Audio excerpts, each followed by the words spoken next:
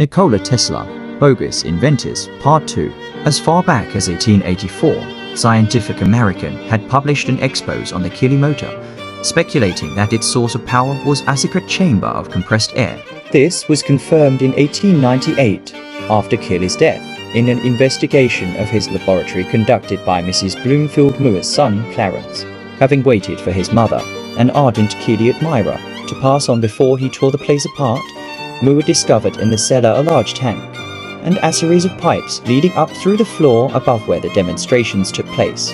Keeley's etheric force was nothing more than compressed air released by the pressure of his foot tapping on a concealed spring valve. Other bogus inventors of the day included Gaston Bulmer, who tried to sell General Electric G special pills that turned water into gasoline, Water Hono, who derived free energy from an H20 hydroatomizer, and King Korn, Victor the Count Lustig, who was eventually arrested for devising and selling a special money machine that cranked out crisp $20 bills from inserted white paper. In an age of new marvels that almost daily transformed society in irreversible ways, the public was ripe for picking.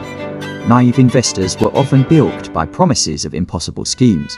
Thus, the inventor was perceived in contradictory ways, as executioner or light-bearer, conman or wizard. When Tesla returned from Europe, he wanted nothing better than to have his AC invention placed in the hands of its new rightful owner so that he could proceed with other burgeoning interests.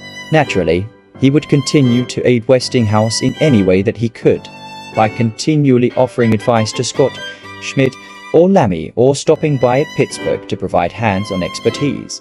Throughout the 1890s, whenever the opportunity presented itself, Tesla would also introduce eminent prospective clients to the Westinghouse concern. As was his custom and style, Tesla never considered a commission for this service, although he did obtain vital equipment for his laboratory, which at first was provided without cost. And as with Keeley, Bulwer-Lytton's electrical light energy cord, Frill Power, had also been attached to Tesla by this time as well, via a letter from Aladi in 1890, who dreamed that I.F.I. Tesla would read the coming race of Bulwer. I would discover great things which would advance my work considerably, but Tesla would not pursue the mystical treatise for a decade, and therefore it appears that although the inventions discussed in the story bore great similarities to some of Tesla's latter creations, the reader must not say afterward that the beautiful things which I shall invent were suggested by Bulwer. Nevertheless, the similarities remain, and one wonders whether or not Tesla actually read the book at the time or knew of its contents. End of Part 2. Nikola Tesla, Bogus Inventors.